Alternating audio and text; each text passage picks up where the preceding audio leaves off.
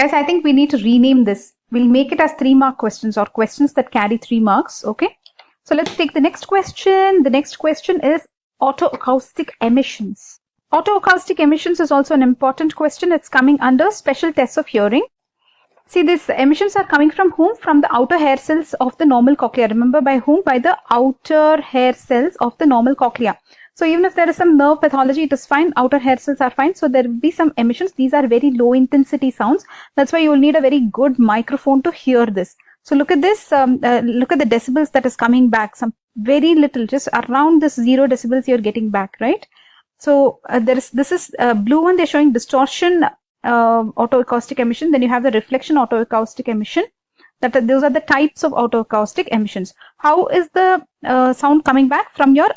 From your outer hair cell, it's coming to the basilar membrane to the perilymph, and from perilymph to the oval window. Where is the oval window? Here, right? Okay, oval window, that is the stapes, right? Then coming to ossicles, that is via the stapes, incus malleus. Then it is coming to the tympanic membrane, and from there it is coming to the ear canal. So did you understand? It's just the reverse pathway, okay? And there are 2 types of otoacoustic emission, guys. Look at this.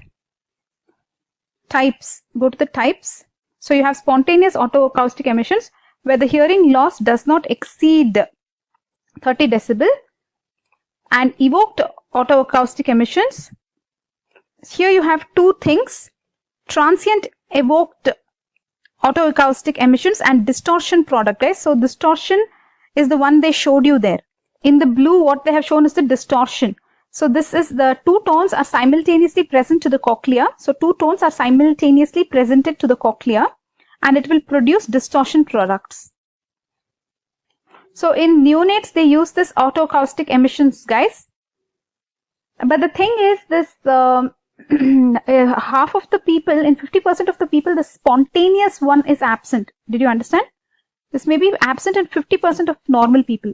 Anyways, going back to the uses of OAE in neonates, you will use sedation doesn't have any effect. Okay. You can distinguish cochlear from retrocochlear hearing loss because you're checking the cochlea here.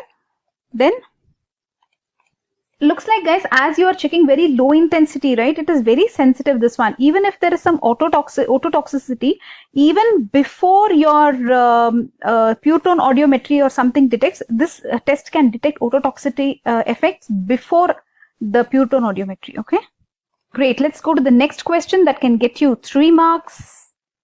The next question is, oh shit.